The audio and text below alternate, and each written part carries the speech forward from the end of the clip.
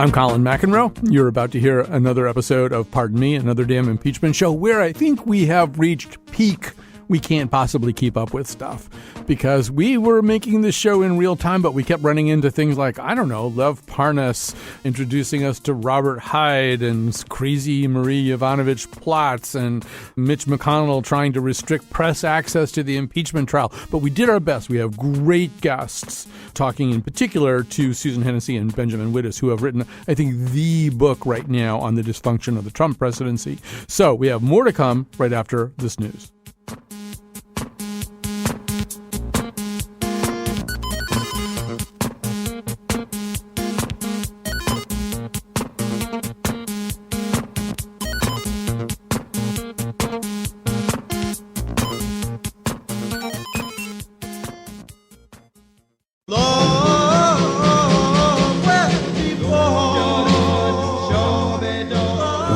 Young, I thought house painters painted houses.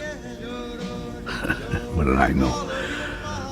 I was a working guy, a business agent for Teamster Local 107 out of South Philly. One of 1,000 working stiffs. Until I wasn't no more. And then I started painting houses. Myself.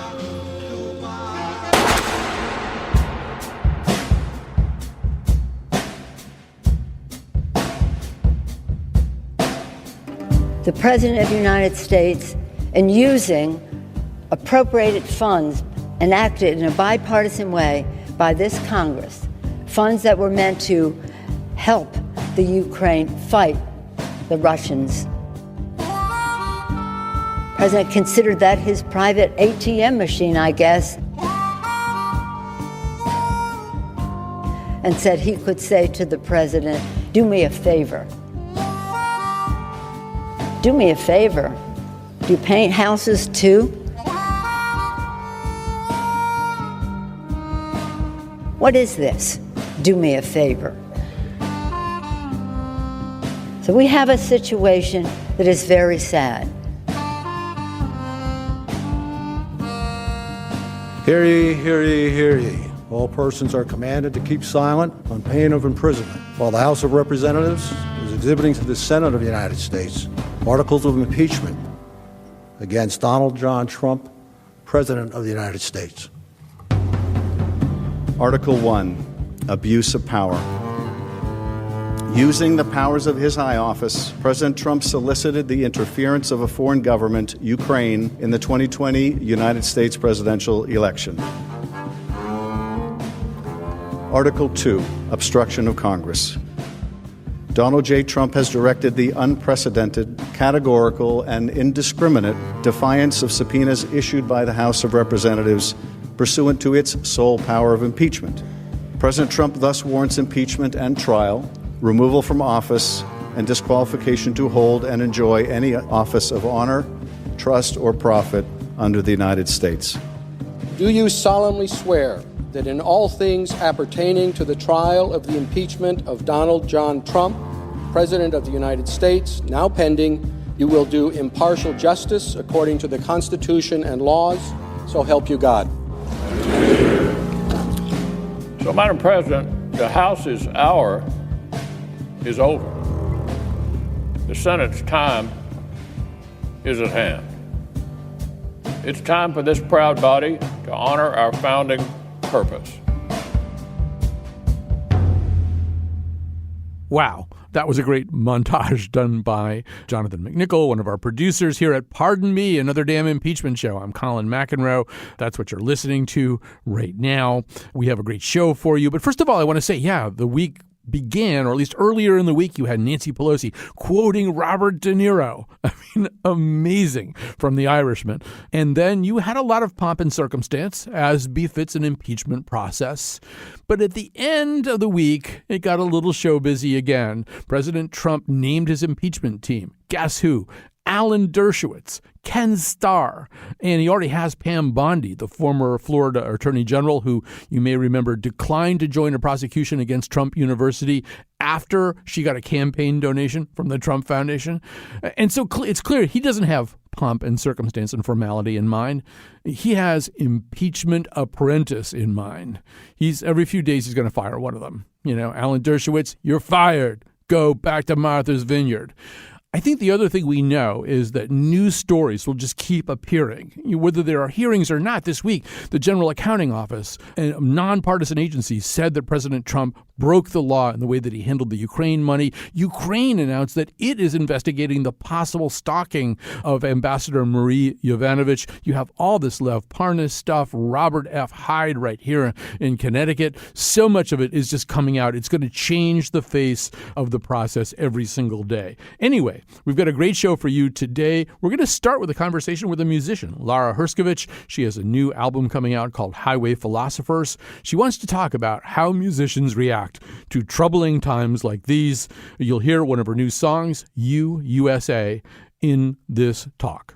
So I just last night saw the movie 1917, which is about World War I, and there comes a moment where one of the characters comes upon a really large group of British soldiers who are in the woods gathering, and they're going to be marching into one of those horrible World War I battles in a matter of minutes. But what's happening is that they're all sitting silently while one of them stands and sings that old song, I Am a Poor Wayfaring Stranger. Mm-hmm.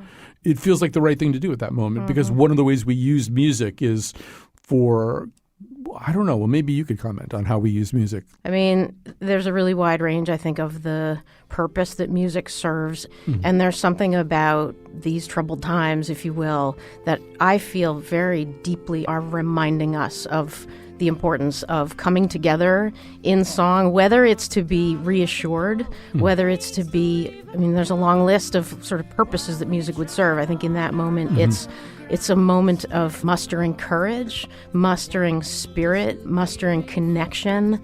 And it can also obviously be used to be a tool of confrontation, of awareness raising, or of entertainment, of distracting, of laughing, of experiencing joy, of being reminded of the wide range of human experience.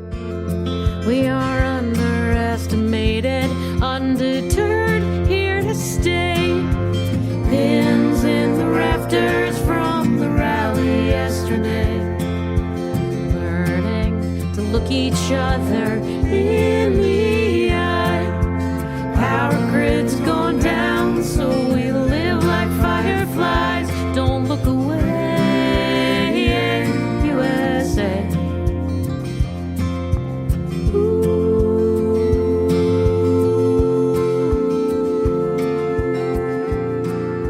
You know, it's an interesting moment of history right now, too. So I've been a professional musician for almost 20 years. We're a little more woke now, generally speaking. I mean, I'm in the new folk Americana singer-songwriter space, and a lot of my audiences are smart, thoughtful white people.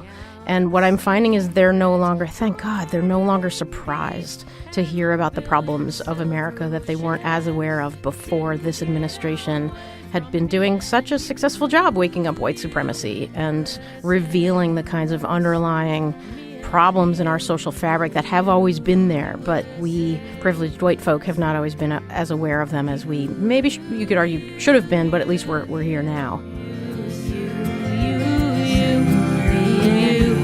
USA.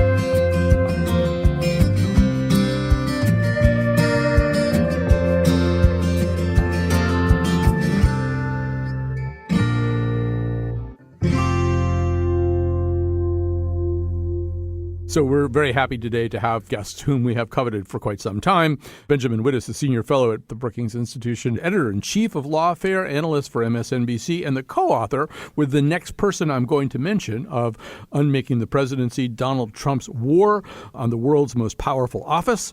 The next person I'm going to mention is, in fact, Susan Hennessy, senior fellow at Brookings, executive editor at Lawfare, analyst for CNN, and the co-author of Unmaking the Presidency, Donald Trump's War on the World's Most Powerful Office. So, Susan Hennessy, I'm going to have you begin by maybe just talking about what I take to be the premise of your book, of your op-ed in the New York Times this past week, one of the things that you're looking at, which is that in some fairly unique way, Donald Trump has converted the presidency from a position of service to the people, to the Constitution, to the nation, and into what you guys call a personal and expressive presidency, or a personal and expressive way of conducting the affairs of the presidency. Say a little bit more about what you mean by that.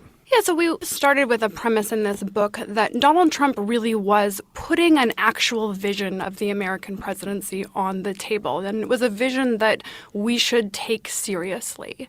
And as we sort of examined the specific deployments of presidential power through the lens of sort of what is Trump's vision of this office, I think the core thing that emerged for us was this absence of civic virtue, and the sense that Trump's vision of how this office functions is that it primarily should serve the interest of the president, and that it serves the interests of the public only sort of as an afterthought or coincidentally or when it's convenient. And that sort of small change, a difference that is not a violation of an express constitutional principle, that really is just a difference in worldview and of understanding of the purpose of the presidency, that core change alters the office itself, alters the way we interact with the presidency, alters the way the president uses the executive powers across lots and lots of different metrics. And so the Ukraine scandal that we're seeing play out right now is a particularly good example of that. The president is vested with foreign policy powers. The president is vested with overseeing the investigative agencies of the United States. And whenever a president uses those powers that are indisputably within what he's allowed to do for his own purposes rather than in a genuine vision of what's best for the country, that warps things in really profound ways. Yeah, and I thought one of the interesting points that you made about that particular thing, Benjamin Wittes, is the way in which some of the norms that President Trump have violated are norms which, if had they been adhered to, would have saved him some trouble. And we can use Ukraine as an example. So one of the chapters of your book is basically about what is a presidential decision, what are the components of it, and what's the process by which a presidential decision is reached. And that usually requires quite a bit of consultation. You have experts who are consulted who can talk about probable outcomes, and then the decision tree that branches out from some of those outcomes. What are we going to do if this happens? What are we going to do if that happens? Are we doing something legal or illegal? And his White House, his administration seems to consist heavily of either positions that aren't staffed at all, or people who are there in acting positions, or people who are his relatives, and the people who are there who are core professionals who might fit the description of people you would consult with are people he doesn't choose to consult with because he's expressive and instinctual. But one of the points you make, Benjamin Wittes, is had he done all that stuff with Ukraine, he could have put a nicer envelope around the card he was playing. Yeah, so if you start at the beginning of the Republic, the presidency looked like a virtuous version of the Trumpian presidency. And the reason is that presidents didn't really have any staff. And so George Washington kind of had to do things himself. And we quote a passage of a biography of John Adams where he's basically doing all the work, right? He's sitting at home in Quincy, Massachusetts when his wife is sick, and he's answering thousands of letters himself and giving orders for how a lighthouse is to be built, right? All these things that we associate with the broader executive branch were originally done by the president himself. And over time, the executive branch grows up for two reasons. One is that it is actually impossible for the president to run everything himself. And so you develop these cabinet agencies that become staffed with people who do the things. The second reason is to have processes and systems to advise the president so that matters only reach the president for decision when they are actually important enough for the president to decide them himself. Also, that when he has to make a decision, he is exquisitely well informed of all of the different equities. And all of that we assume to be the way the presidency functions. But it's actually, and this is the part where the expressive presidency really sort of jumps out of the closet and says, boo, it's all voluntary. Right? And if the president actually prefers to just shoot from the hip, he gets to do that.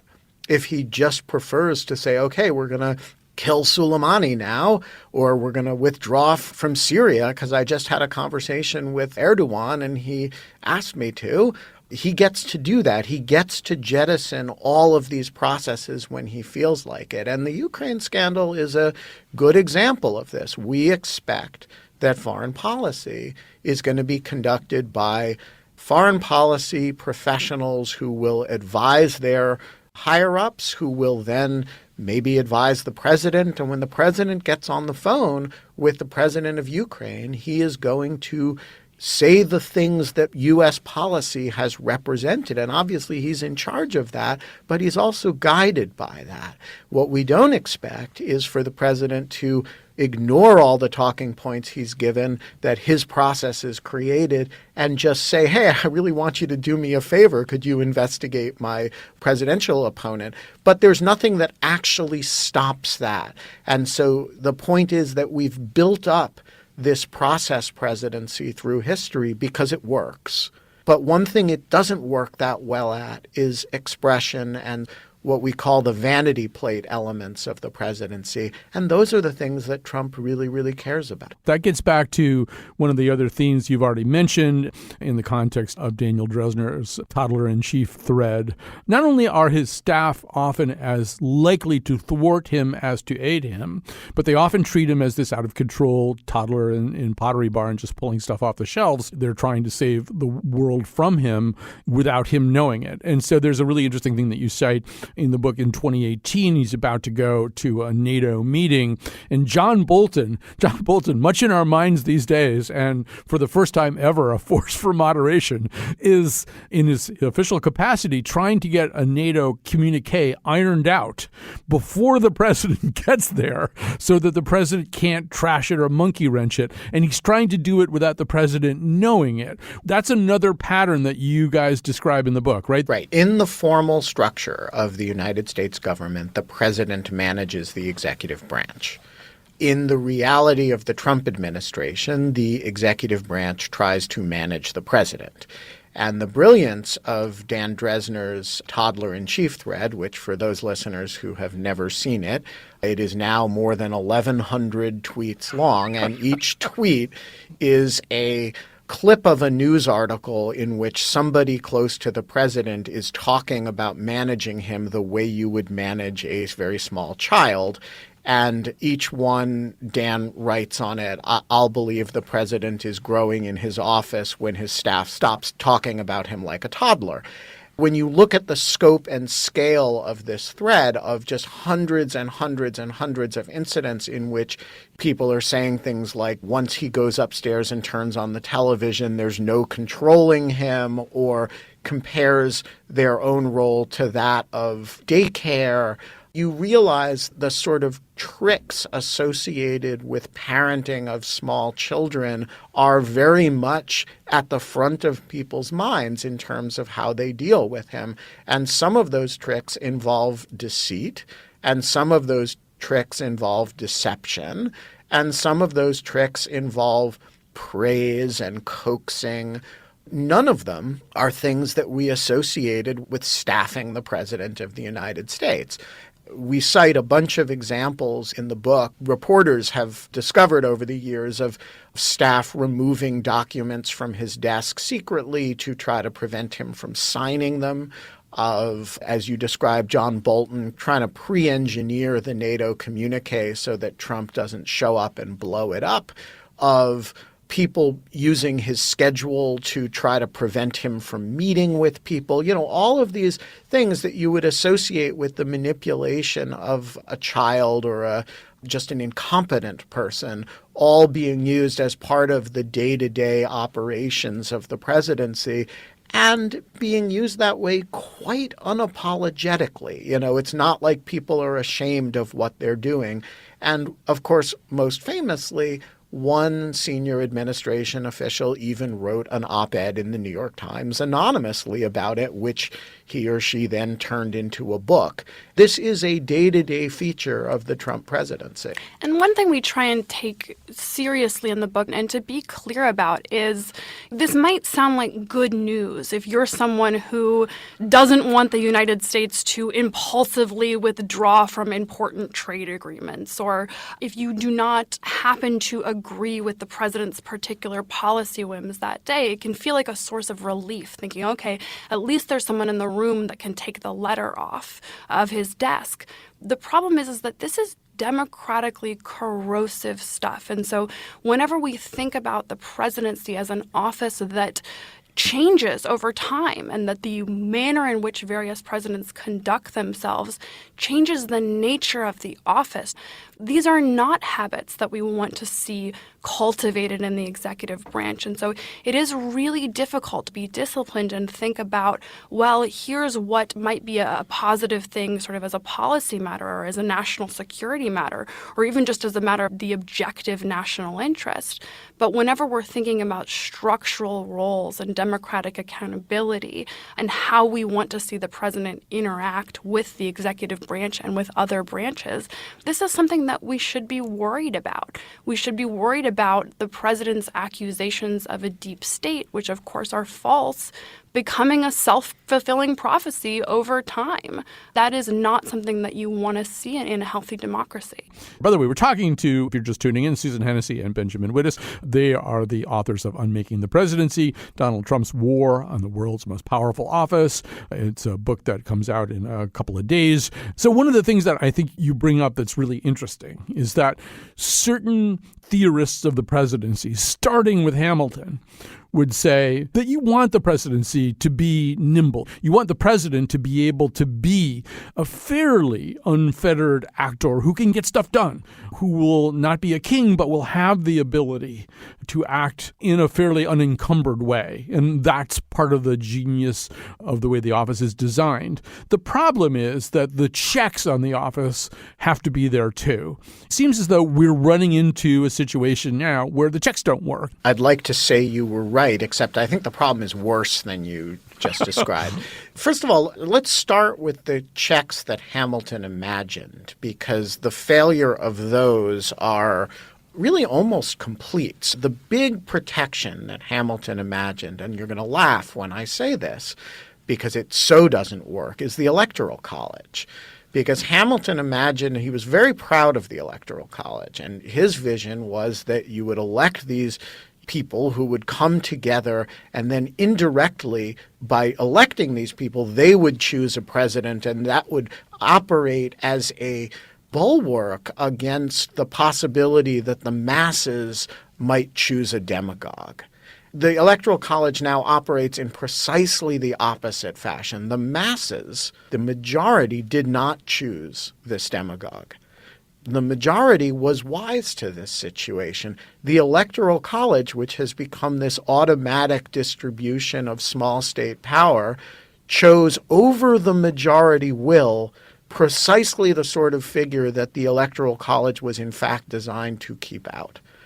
Moreover, the founders did not imagine party government. And the role of political partisanship in maintaining Trump's power has denuded the impeachment process of a lot of its power and threat, has really kneecapped a fair bit of congressional pushback against encroachments that he's engaged in, and has facilitated a lot of the expressive features of the presidency. So if you cannot rely on Congress to say, no, it is not okay for the president to behave that way, but instead the House of Congress controlled by the president's party will function, no matter how outrageous his conduct, as a support base for it, then you have really eroded some of the presuppositions of the separation of powers system. You end up putting an immense amount of stress on two features of the constitutional arrangement. One is the possibility of reelection. And if you think about the future of the American presidency, the amount that turns on what happens 9-10 months from now in November is extreme. And the second, which is, of course, a creature of the 20th century, not of the founding, is the two-term limit on the presidency. And so we end up putting immense weight on these constitutional features, some of the other features that the founders created to make sure the presidency was both nimble and able to act quickly and decisively, nonetheless has real checks upon it. Some of those features really didn't work. I think all of us feel that right now, that it doesn't work. Although, as we're speaking, there are some indications now that there are Republicans in the Senate who are uncomfortable with Mitch McConnell's earlier assertion that he would work in lockstep with the presidency to get through the impeachment process. So, Susan Hennessy, it does seem as though there are some people there within this broken-looking system who are maybe less comfortable with brokenness than some of the prime movers like President Trump and Senator McConnell. I think we see, the stirring of a number of members of Congress who are cognizant of their own institutional equities and the role of preserving institutional equities as a critical part of the separation of powers. And so while they might be willing to subvert their institutional equities for partisan reasons in lots and lots of circumstances, the stakes here are just really, really high. And so either for genuine reasons of conscience and that they've sworn an oath of office and that they play an important role in our constitutional function, or for political reasons that they want to be perceived as fair and sort of reasonably nonpartisan in making these judgments before their constituents, that they are sort of attempting to ensure that there are actually witnesses are called and that there's the perception of sort of procedural legitimacy. All that said, it's still extraordinarily, overwhelmingly unlikely that the president will actually be convicted and removed from office.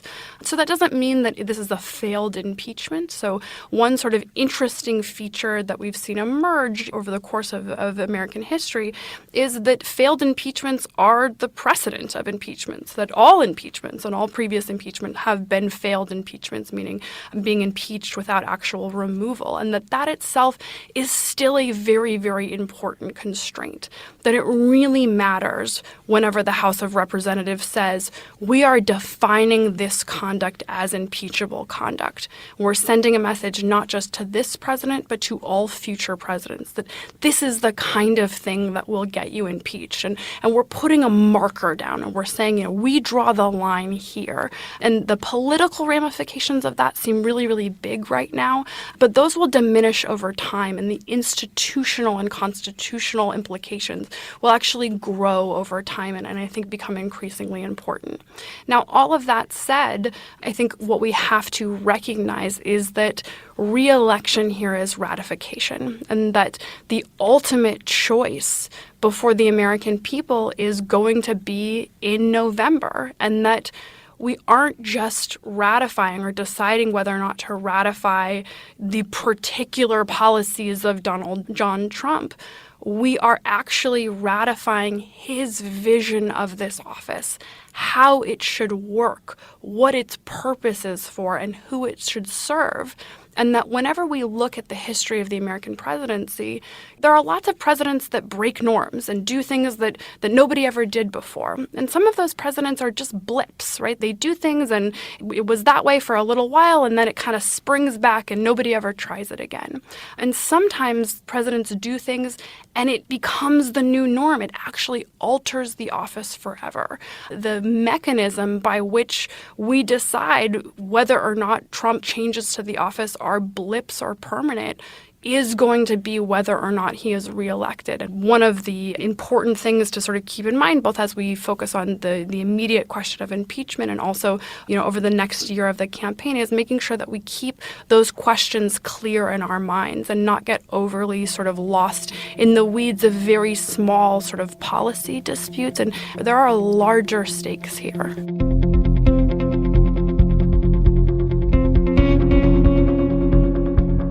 That was Susan Hennessy and Benjamin Wittes, the authors of Unmaking the Presidency, Donald Trump's War on the World's Most Powerful Office. It comes out Tuesday. We're going to take a break here and come back with more of my conversation with Lara Herscovitch and her songs and Slate's Stephen Metcalf.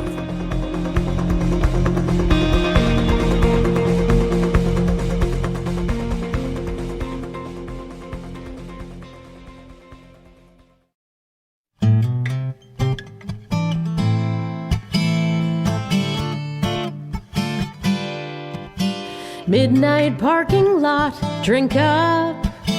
PBR in a paper cup. Shooting satellite, you say this night will change our luck. We're gonna float away. Welcome back. This is Pardon Me. I'm Colin McEnroe. This is a weekly show we do for as long as the quote-unquote impeachment season lasts. We're back with Lara Herscovitch. She is, well, a former Connecticut state troubadour. She's a singer, songwriter, poet, and she has a new album. What's the new album going to be called? The new album is called Highway Philosophers. Highway Philosophers. And so we're talking a little bit about how artists respond to troubling times. I am a poor wayfaring stranger notwithstanding. Mm-hmm. Mostly, it seems to me, a song that doesn't have some component of hope, some component of forward progress, is maybe not going to reach as many people. I mean, is that sort of on your mind, that there's got to be, you know? I wrote a song called Angels that's really imagining, inviting people into the conversation. So I think there's room for all of us. The point is to sort of figure out who you are, what resonates for you, tools and techniques, and then express your gifts, express your fine self to the world, because we need all of us to show up. I remind myself, I don't have to do it all. You don't have to do it all. But we have to show up, hopefully, and do it together. We're gonna float away, look down at the earth and wave. Saturn is as nice a place as we've ever been. Calling everybody's angels, angels, angels. Maybe they can finally change us, angels.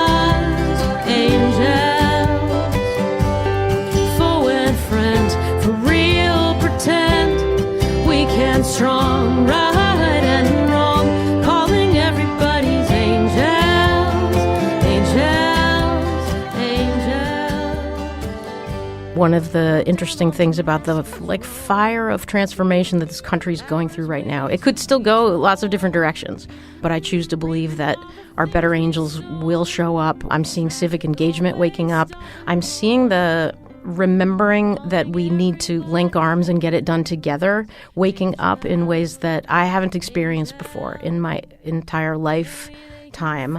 And so Angels is a song that's imagining, empathizing with the suffering that's happening, whether that suffering is in an urban center, whether that suffering is in Appalachia, whether it's related to environmental destruction or economic justice or racism, or, the list is very, very long. But calling on everyone's better nature to articulate the values that they care about that help the greater good. We can strong, right and wrong, calling everybody's angels, angels, angels, calling everybody's angels, angels.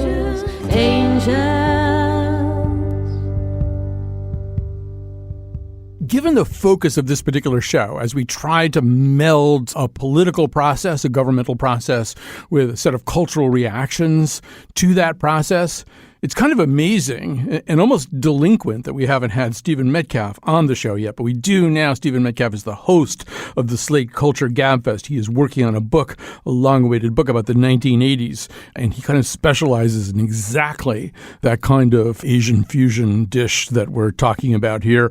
And he recently wrote a piece for the New York Times about why he thinks one of the defining impulses for Donald Trump, one of the ways in which he shaped his early identity, was the plight of Jimmy Carter circa 1979. He joins us now through the miracle of Skype. Welcome, Stephen Metcalf. Thank you so much for having me back, Colin, and I'm happy to help correct this delinquency. All right. So in 1979, we know that Donald Trump was a swell and he was swanning around and being a bit of a popinjay, as I think you say in your piece, and probably can walk into any club in New York that he wants to. And I think, as you also say, looking forward to future divorces. But what's going on in the world? Remind people what's happening in 79 that might be vaguely getting his attention. Sure. A couple things. One is that there were several vivid incidents that happened over the course of 1979 that seemed to symbolize or capture a culture-wide nervous breakdown that had been gathering, you could argue, since 1968, but had been gaining speed from Watergate on. There was famously the disco riot, a baseball game in Chicago descends into complete mayhem, right? So the heart of American nostalgia was essentially a gigantic riot after a crate full of disco records is blown up by a local disc jockey. I mean, an image of total social breakdown, really. The Bronx is burning happens in 1979. These televised images on Monday Night Football of arson set fires in the Bronx. Very opposite to this story is in July of 1979, there is a truckers' riot in Levittown, Pennsylvania, protesting the super high price of gasoline in a very typical suburban American community. A bunch of truckers pull into the common 5 Points intersection. They park their trucks in the middle of the intersection, shut down all traffic. One trucker jumps up on his rig and starts delivering a kind of stemwinder speech. He's manhandled by the cops, and all of a sudden mayhem breaks loose. The mayhem includes young teenage rabble-rousers burning things, including torching cars and a sofa. But it also includes ordinary suburban housewives coming out and screaming their heads off. And effectively, at the basis of all of this is really the unprecedentedly high price of gasoline. And 1979 preeminently has been described as the year of the gas line. Ordinary Americans, in order to get from point A to point B in their automobile, often had to skip a day. They had to wait till an odd day based on their license plate in order to fill up a tank of gas. I remember this. I was in 8th or 9th grade. You had to pull up to a huge, long queue of cars in order to get to the gas pump. There was this general sense that post-war American society, its consumerist nirvana, had washed up on the shoals of kind of a semi-apocalypse. Oh, no, overstated? Well, no, beautifully put, I think. Beautifully put. Well, let's catch up with our story. So we should talk about Jimmy Carter as a symbol. I mean, I kind of like this Ernest Becker type psychoanalyzing that you're doing of Trump, because in a way, he's still kind of sorting out his masculinity, you know, and I mean, he's for the most part sorting it out in a fairly unattractive way. But to whatever extent we look to the president of the United States, who has always been a man, as some kind of expression of masculinity, we're seeing Carter increasingly understood as this kind of Charlie Brown, David Copperfield figure to whom things happen, as opposed to the kind of person who makes things happen. This menu of things that happen to him include like rabbits menacing him in boats and stuff. There's a way in which he is an acted upon figure rather than an actor. And one of the things that you're suggesting is that Trump is watching that process too. No, absolutely. And one of the things I tried not to do in the piece was ultimately psychoanalyze Trump. His need to be regarded as hypermasculine and dominant at all moments, to me, betrays like a neurotic terror of appearing weak or feminized. I mean, it has to be the flip side of that. Why that is, I can't tell you, but there's no doubt in my mind that an aspect of that part of his personality coalesced and became focused on the figure of Carter as in Trump's mind, a pathetically feminized and weakened American president.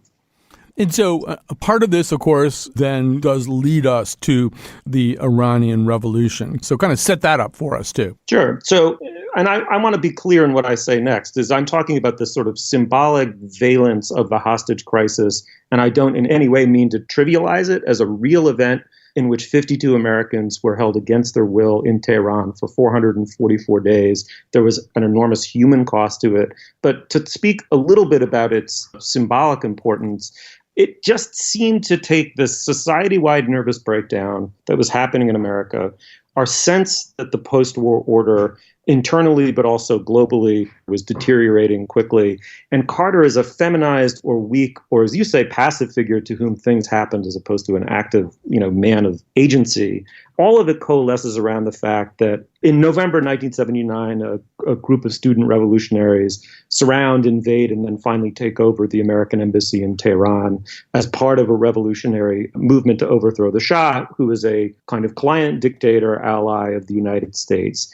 They proceed then to hold that embassy and hold those 52 hostages for well over a year. In an age before cable TV and the internet, this was as omnipresent as a piece of news has ever been. in my life. It led the evening news every night. It was on the front page of the paper virtually every day. And as those days began to mount up and mount up and mount up, every predisposition to see Carter as a weakened, passive figure. And it made the Carter presidency essentially an inevitable failure.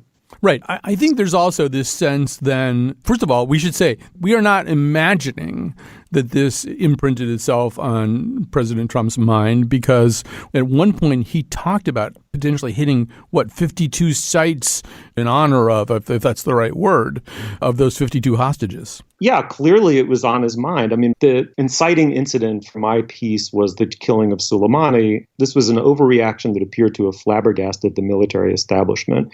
And the question was, well, why? Why overreact so intensely to this?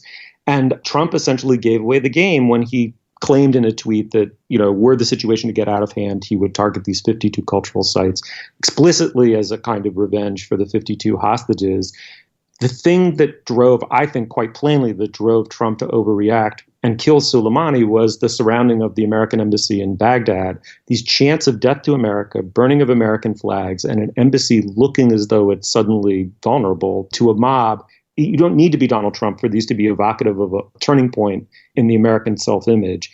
And for Trump, they're a massive trigger. Right. No, they should have given him a trigger warning. They should have said, before we do this, President Trump, this is going to remind you of something that really bothered you at the time. And so just, kind of be as ready as you can. So the other part of your piece is also about Carter's famous malaise speech, as it is, I think, kind of unjustly come to be known, where he was exploring a set of questions, seeing if he could make some kind of dispositive statement that would put the country on a different kind of footing. So say more about that. So in July of 1979, the truckers' riot in Pennsylvania has just happened. It horrifies everyone. The White House is aghast that this has happened and feels as though they need to respond to it. For quite a while, months in fact, there's been an internal battle in the Carter administration over whether the president should deliver a totally policy-driven kind of bullet point memorandum-style speech about energy policy, like a major new direction in energy policy, or whether he should deliver a kind of sermon, a kind of secular sermon on the state of the American soul. And the person pushing for the sermon is a young operative at the DNC named Patrick Cadell, who's become obsessed with a book called The Culture of Narcissism, which was a huge bestseller in 1979, which purported to be a kind of both a clinical diagnosis of the deterioration of the American character, but also a kind of almost modern-day Puritan Jeremiad about who and what we've become as a people. And Cadell is enraptured by the book, though there's no evidence he actually read it. He read about it in Time magazine. But he loves the thesis, and one of the words that its author, Christopher Lasch, uses, malaise. And so Cadell, for reasons I think that have more to do with his own self-advancement and his own really quite cold political calculus, thinks that Carter ought to deliver a speech that addresses this sense of spiritual lostness of the American people. And the trucker riot is the final thing that throws Carter over the edge, and he decides to book the time on the networks and deliver what's become called the malaise speech, even though Carter himself never actually uses that word. Right. And so the malaise speech is, as you say, an attempt to talk about energy policy, but it's also an attempt to talk about how people are feeling, about why there is this kind of collective loss of faith or loss of spine. And as you say, Carter is notably a very deliberative, thoughtful person. He's, as you point out, influenced by Reinhold Niebuhr. So he thinks about human activity partly in terms of mortal limitations and things like that. And in a way, maybe he isn't the right guy to talk to a nation that's already kind of wondering if it collectively is Charlie Brown. Yes, exactly. I mean, in one sense, he was exactly the right person because here he is a Southern Baptist. He was elected for his supposed simplicity and piety. He was the antidote to Nixon and to Watergate. And he, at moments in his presidency, enjoyed enormous popularity for being just this sort of plain-spoken, trustworthy, believable figure. And secondly, was he entirely wrong? I mean, looking back on it from the standpoint of 2020 and climate change, his prescription was really to rein in our overconsumption and stop seeking meaning solely within the confines of a consumer society. Those seem like pretty good pieces of advice. And among the many things misremembered about the speech is not only did he not say the word malaise, the speech was overnight a hit. I mean, immediately the press thought it was a kind of masterpiece of rhetorical courage.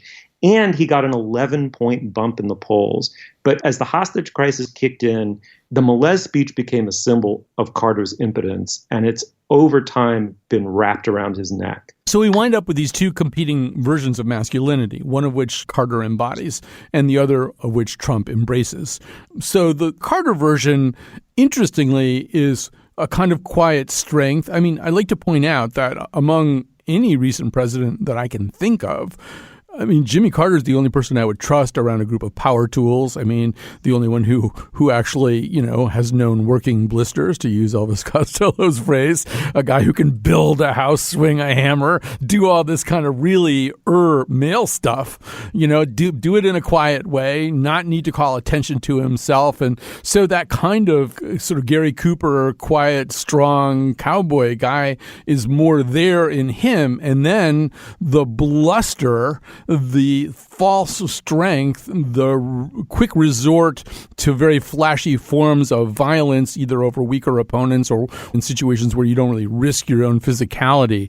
Basically, Biff, the bully in Back to the Future. That's kind of the one that Trump embraces. And he seems to be doing it in a very reactive way. Like you're saying, he doesn't want to be Jimmy Carter. I think the other person he doesn't want to be is Barack Obama, who was also that guy, right? Didn't need to be super noisy about it, had a kind of strength that wasn't a loud strength. Yeah, no, absolutely. I mean, what's going to happen to American masculinity when algorithms, robots, and drones take over all of the traditional masculine pursuits, right? When masculinity goes from being a highly integrated feature of a functioning economy so that its productivity is on display all the time, to being an anachronism, it expresses itself symbolically and aggressively and through overcompensation.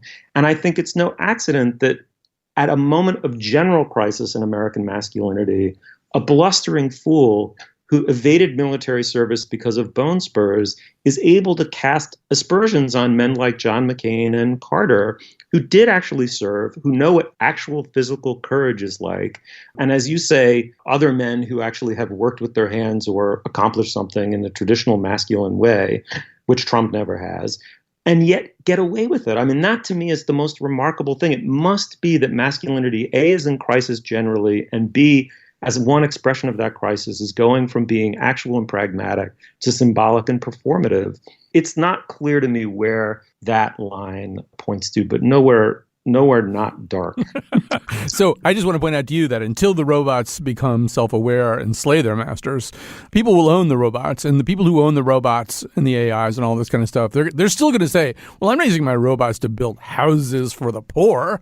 That's not what my robots are for. So you'll still need the equivalent of Jimmy Carter to go out there and swing a hammer. So let me bring up a slightly grim scenario in the next few months, and I hate to do it, but Jimmy Carter's not well. I mean, he's just amazingly resilient. He and Ruth Bader Ginsburg are the people who just, bounce back all the time.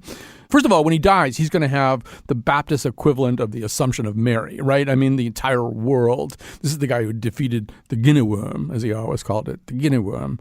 You sort of wondered, I mean, Trump didn't handle McCain's funeral well. What would Carter's funeral be like? We can only imagine how Trump will bungle it and disgrace himself in the process. And not be invited to it. Yeah, well, that's true, too. So he'll tweet as it's going on.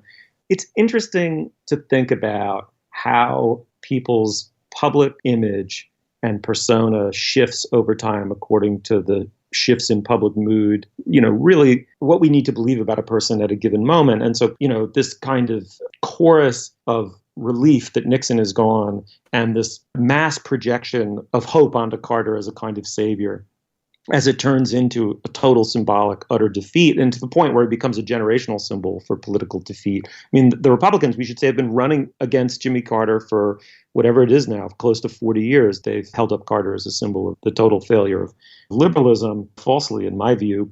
Over time, Carter patiently, quietly, without courting the limelight, has done the actual work of being a Christian. And over time, I think the public has come around to him and now sees him as a man who lives his principles and sees him in contradistinction to every president, really to some degree. And when he goes, it's going to be interesting to see how divergent the responses of the American public and as you say, the global public will be to that man's life. And this one person, this one nasty public dissenter will be there, two thumbs blazing on Twitter, trying to counteract it, and he will fail. This is a good place to end, but let's hear kind of the other side of that conversation. This is Stephen Colbert asking Jimmy Carter if he prays for Trump. You pray a lot. Do you pray for Donald Trump? I pray that he'll be a good president and that he'll keep our country at peace and that he'll refrain from using nuclear weapons and that he will promote human rights. Do you think your prayers are being answered so far? Well, we used to have a pastor who would say, when you pray, God has three answers. One is yes, the other one is no, and the third one is you got to be kidding. So I'm not sure which one it is yet. That was Stephen Metcalf. Actually, well, no, it was Jimmy Carter right at the end. But before that was Stephen Metcalf. He's the host of the Slate Culture Gabfest. We're going to end the show this week with the final bit of our conversation with Lara Herscovitch. Her forthcoming album is Highway Philosophers. The new song you'll hear here is called Rise. Thank you so much for listening today.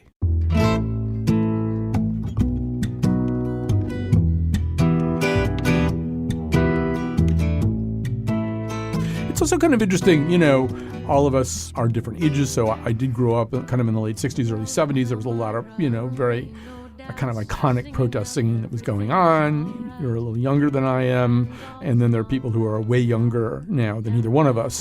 And it is interesting to watch what's happening there, too, right? I'm very inspired, as I know lots and lots and lots of other people are, leaders that I talk to, about the millennial generation, the Gen Z generation, and that they're understanding that we have to show up. Like, I think we got complacent. And when I say we, I mean humans in America and across the globe, for sure. And I think what this younger generation, not to generalize, but I'm about to generalize, is they realize that we still have to show up and fight for it.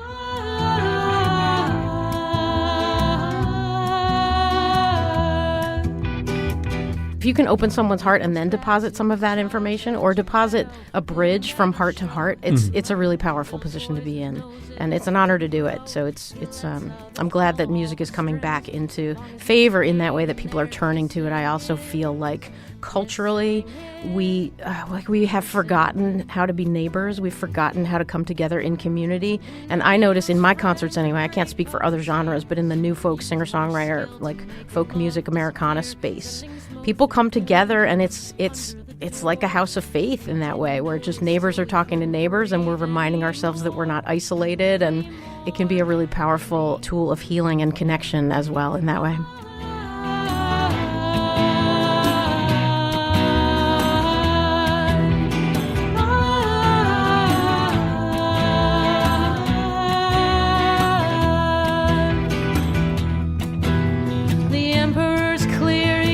Doesn't care about you, about me, 'cause we're them over there. But I'm here to tell you the Emperor's scared. He knows that we know there's no clothes, no hair, and his sordid history of, let's not go there.